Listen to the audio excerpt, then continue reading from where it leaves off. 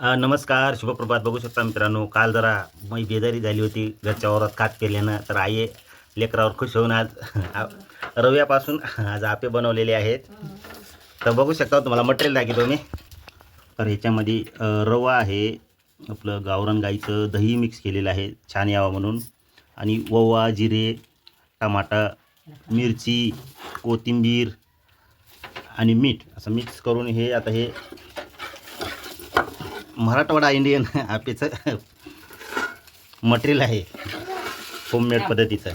तर आमच्या आईनं आज बनवलेलं आहे बघा. आता दुसरा घणा व्यवस्थित निघालेला आहे, पहिला निघत नसते.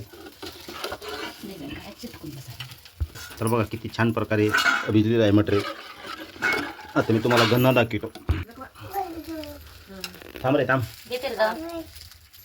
तर बघा छान प्रकारे आता दुसरा घणा निघालेला आहे आणि ताटात घेतल्यावर तुम्हाला दाखवतो.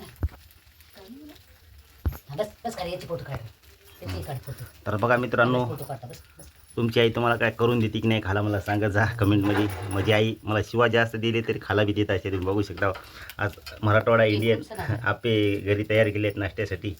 काल खात जास्त पेरल्यामुळं मी बेजार झालतो आणि बेजार झाल्यामुळं हे केलेलं आहे माझ्या आईने बघा.